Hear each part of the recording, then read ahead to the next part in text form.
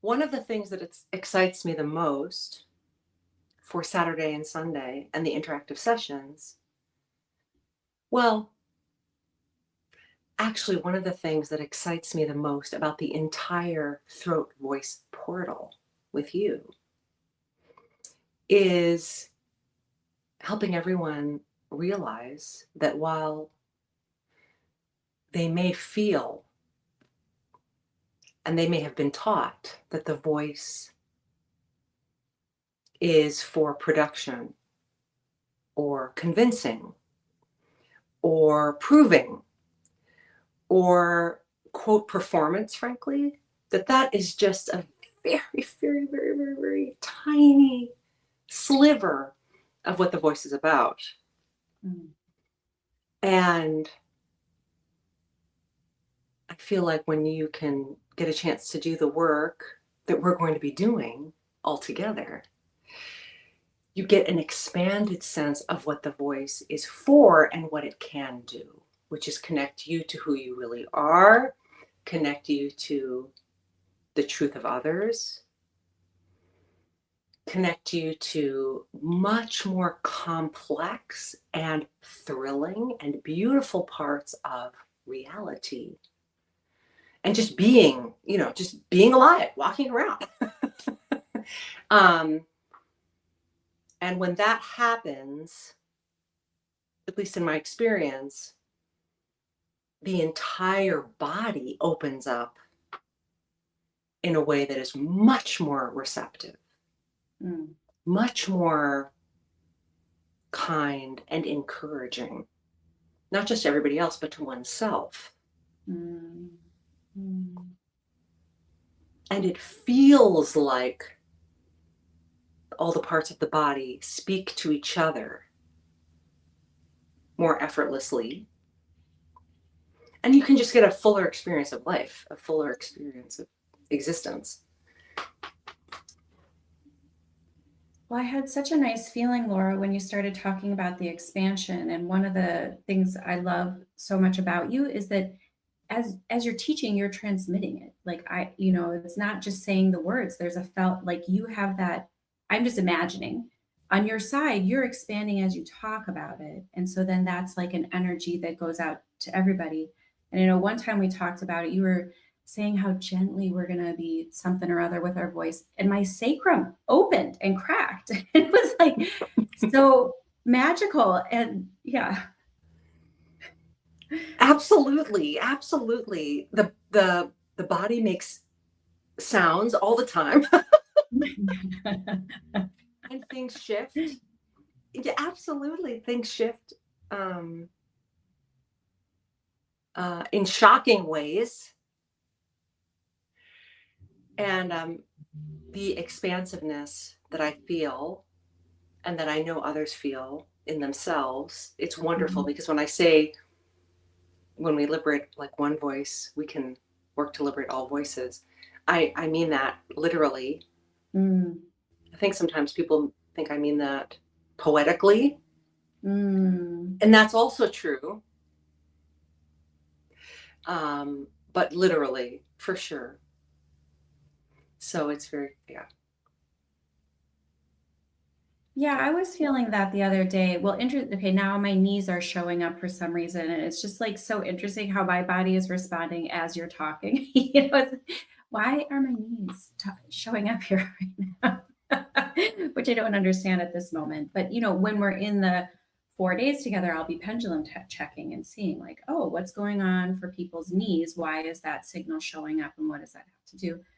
And of course, I start thinking about, well, the knees are about taking steps forward and moving forward. And there are particular patterns that are held in the knees that I can't remember right now. But um, yeah, that must be related in some way to what we're doing. And like you said, opening here is going to affect different parts of the body, and the expansion here is going to help expand other areas.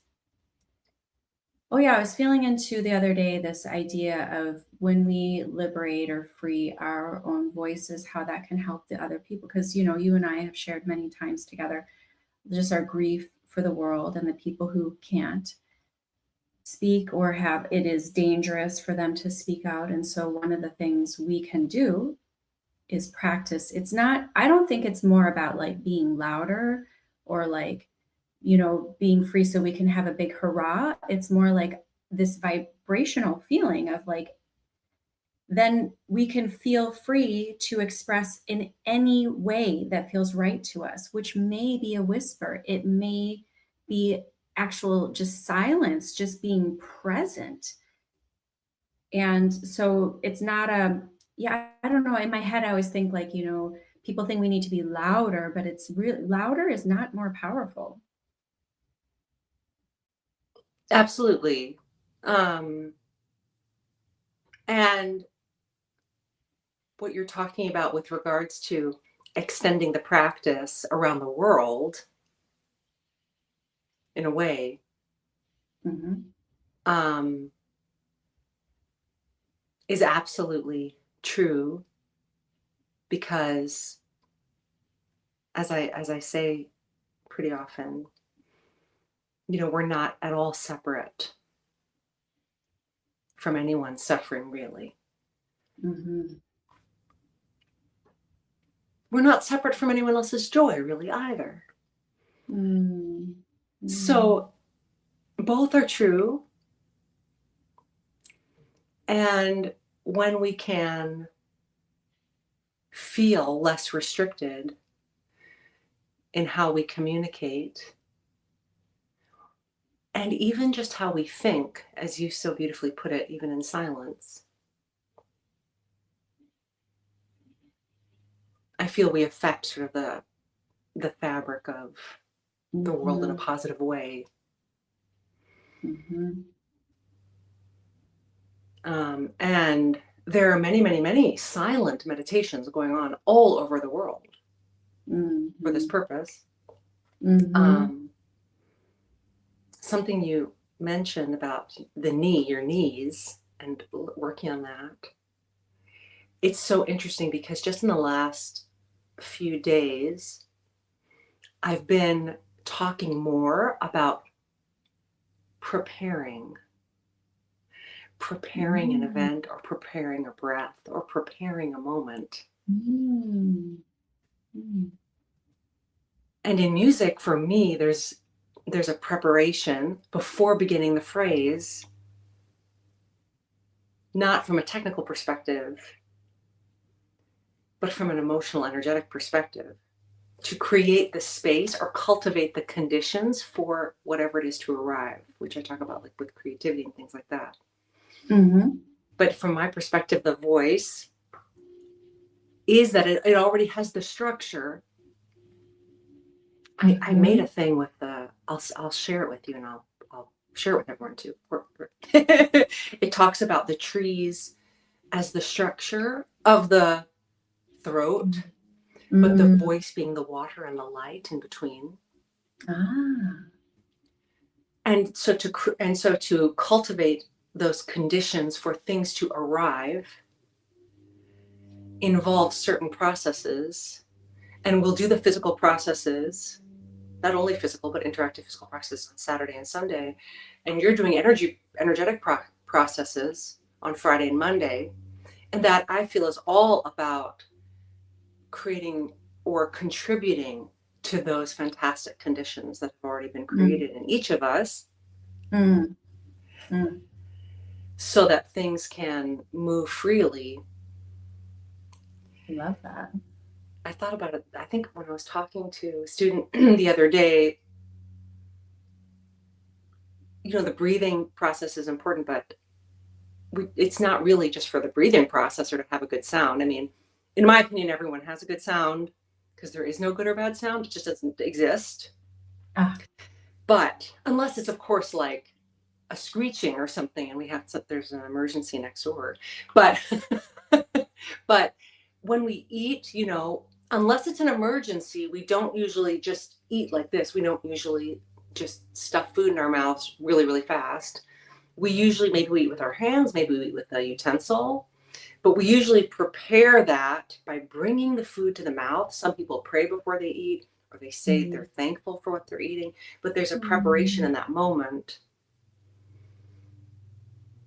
So it's just there's something about that for the work also. Well, and I've heard you talk about, I can't remember your words exactly, but like alchemizing the food or partnering with the food or helping to transform the energy of the food. And I imagine it's a similar thing. We're transforming this breath into something, and like our cells are moving from one state of like, I don't know, relaxation or whatever we're doing, or like the like baseline state. And it's like helping our cells remember to open and participate in a new way and alchemize or transform, or yeah, I don't know. Is that too fluffy to talk about it that way? I don't think it's too fluffy. Okay. I think it's great because the I feel that when we have the chance to be very, very connected to our surroundings, even the air supports us back.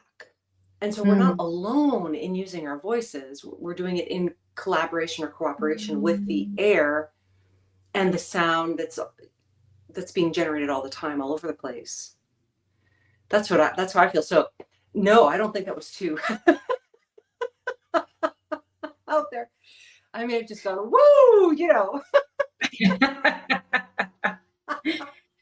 Well, I know when I take the time to prepare in the way you're talking for making music at the piano, it's a totally different experience. There's a lot more relaxation. I feel like the music is like flowing in through me, partnering with me. It's like you're talking about this partnership. We're not alone, as opposed to my lifelong habit of just sitting down and playing, which is a bit more harsh. There's more tension involved. There's more like the control aspect comes in, and yeah, like that's, yeah, and then worry about what people are thinking or what, it's like worry about perfection. So for some reason it's not in my daily habit to sit down in that way, so I have to keep practicing choosing. It's like I have to remember to choose that, and it's becoming better and better. But yeah, it's like moving out of the habitual just sit down and la la la, and moving into this like, it's like a request to the energy of music to play together or partner together or something like that, and that changes my whole body and whole experience of, yeah, it just feels better. Absolutely. Yeah. When we have that chance and we don't have to, you know, for sure. And I think a lot of people feel, everyone is demanded to use their voice during the day Mm, at some point. So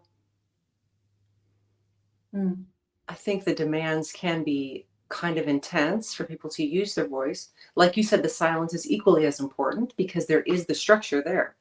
And mm, there are things moving, and there are things happening all the time, whether they're within the frequencies that our ears hear easily, they might not be, mm, but it's all happening all the time. Um, and so different thoughts, different ideas can, I wouldn't say interfere, but can contribute to the restriction that we're going to be working on, that we all experience because we're all here and we're all alive and we're all trying to figure it out and we're all working together. And we're all getting all these like, you're supposed to do this and you need to think like this and you need to produce like this and you need to. So it's a little bit challenging, especially when those instructions are so intellectual or only intellectual. It's yeah. really, yeah. And as you wrote about with your newsletter, wonderful newsletter, about AI and things like that. But this does deal with that, Hmm. since the AI thing is the hyper intellectual, devoid of any emotion. Hmm. Hmm.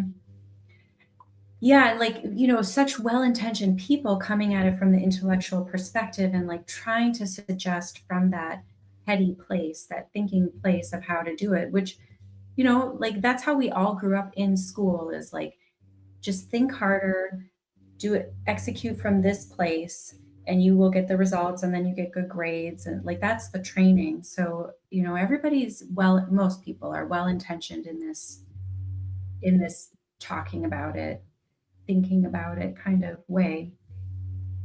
Absolutely. And I also just want to mention one other thing, which has been so surprising to me. Every time I've done one of the energy groups, there's always like a wave of things that I deal with in advance, and I don't really know what's going to come up. And then it might be different for the group. And this time I've had writer's block, and I don't really experience that normally. And it's just like, I just am like, I think I should write something. I think I should have something to say about this. And it's just like, and then as I do some energy work for my throat, then there's like a lot comes out, and I have a problem of editing it down to make it shorter. But it's been interesting to notice that I'm not even singing. I'm just, it's a, expressing and communicating. And it's been just like blank out until I address something that needs addressing. Totally blows my mind. Absolutely. It's wonderful. It's so wonderful. And sometimes with some of the physical processes, then there's also a change of experience Mm. of how experiencing the sound or experiencing the throat, or yes, a removal of some kind of restriction. And sometimes then you're not even sure how that happened. Yeah. Which so you're especially because as you said, we're really, really well trained to think that only the thinking processes are effective. Of course, those can be very effective, but it is just exponentially more, in my opinion, more effective and more fun to add these processes with it. It's also more efficient, frankly. It's much more efficient than banging your head against a wall trying to get through a block, like, oh, well, I'm just gonna, and sometimes people think, oh, just relax, and all that's great. But sometimes you can't think your way to relaxing. You just can't. Yeah, totally. And thank goodness there are so many somatic practices coming up. So I think a lot of people who are interested in this program, they're, already knowledgeable about somatic practices. And I think it's just, like, it's going to flow beautifully with what you know and teach, Laura, because, you'll bring your particular flavor on it. And like with the somatic stuff, we have to keep practicing it. It's not like you learn it once and then you've learned it. You have to like keep re-inhabiting it, trying it with new people, trying it in new ways, seeing what medicine does your body need at this moment. It's always changing. Absolutely. And sometimes I feel like so many things come through after the work that you never could have imagined. So you might think to yourself, I'm having this one particular problem. Maybe I can't communicate with my friend or my sibling. Maybe I'm having trouble giving a speech in front of a lot of people. Maybe I'm avoiding a situation because I feel uncomfortable talking about it. Maybe I'm so stressed and worried about world events that I feel rather inert. Maybe you're doing these things for that reason. Those are all great reasons to do it. And I'm just kind of proposing that there actually might be all these amazing, exciting, joyful, illuminating things that happen as a result.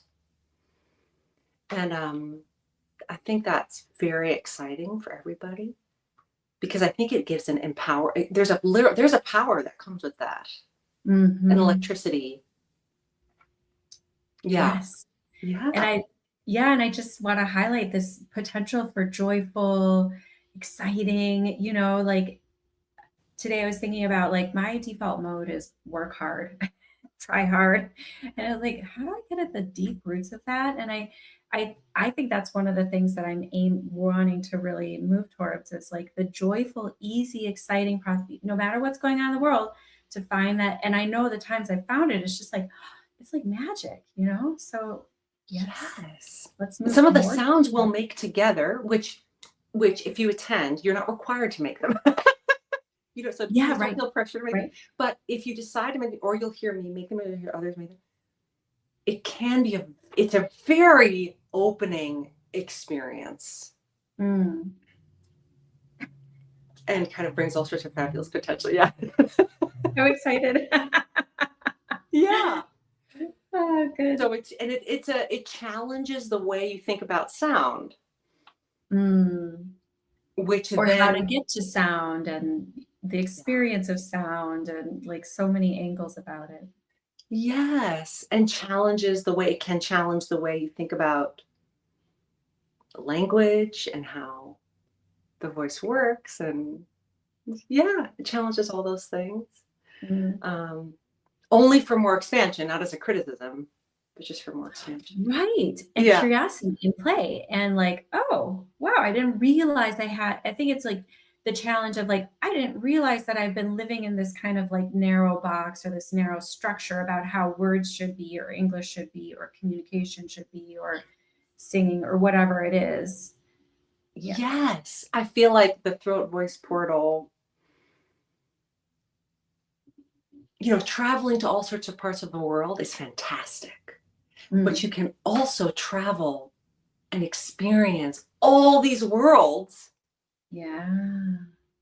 right in yourself and with others. I think especially in this portal that we're doing is a Mm. real jump start, a Mm. it's not speed isn't the right word, but a wonderfully electric intensive jump start into experiencing the new fruit from over here and the new trees from over here and the new waters from over here. It can really feel like that. Mm. Yeah, that I think so. Yay. Yeah. Yay.